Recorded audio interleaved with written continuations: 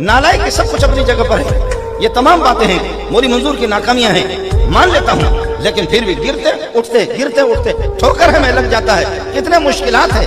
आपको इज्जत नफ्स अजीज है, मुझे भी इज्जत नफ्स अजीज है। आप मुअज़्ज़ज़ वालिदैन की औलाद है, मैं भी मुअज़्ज़ज़। मैं पत्थर के साले अलैहिस्सलाम को ऊँटनी की तरफ पत्थर फट जाए और उसे ऊँटनी निकल जाए, मैं इस तरीके पर नहीं आया। मैं भी किसी खानदान का बच्चा हूँ, गरीब हूँ, पहाड़ी हूँ, जैसे मौलवी साहब ने बताया। इज्जत नफ्स हर बंदे को अजीज है, लेकिन रसीद लेकर के हम तुमसे चंदा भी करें और आपसे भीख भी मांगे, आपके बच्चों को भी पढ़ाए, हाफिज भी बनाए, आलिम भी बनाए, कारी भी बनाए, साबुन भी दे दे, वजीफा दे दे, घर में रखे, हलाल हराम बताए, आपको इनके जरिए से खुदा से मिला है। आपके लिए आपके घर के अंदर जन्नत का गहवारा बना दिया आपके घर को। इसके बावजूद कहते मौलवी ने हमें क्या दी? उन्होंने क्या दिया? उन्होंने ये हमसे ले ली। उन्होंने क्या दिया? पगड़ी हमसे ले ली, ये हमसे ले लिया, शलवार हमसे ले ली, कमीज हमसे ले ली और इसको भी साफ किया, पतलू मुझे पहना है। आदमी हैरान होता है मौलवी मंजूर का अगला हिस्सा कौन सा, पिछला हिस्सा कौन सा।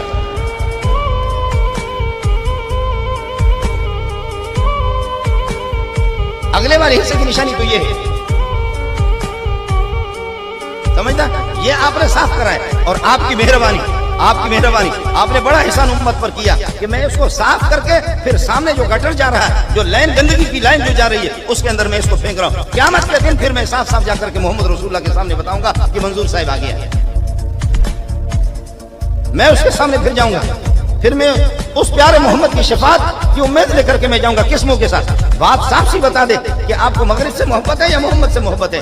अगर मोहम्मद से ज्यादा खूबसूरत कोई कायनात के अंदर आपको मिल रहा है, ताकि हम मौलवियों को, नालायकों को भी बता दो, तबलीगियों को भी बताओ कि हम उसके पीछे चले। हमारी शक्ल और हमारी सूरत, हमारे नशिस्त व बरखास्त, हमारे मामलात, हमारे कारकिर्दगी, हमारे तमाम जिंदगी के जो अतवार है, अखलार है, वो सब के सब उसी के पीछे हम लगा दें। अगर नहीं है आपकी मार्केट में इस किस्म का कोई सिक्का नहीं है, तो एक मोहम्मद को जिंदाबाद को उसके पीछे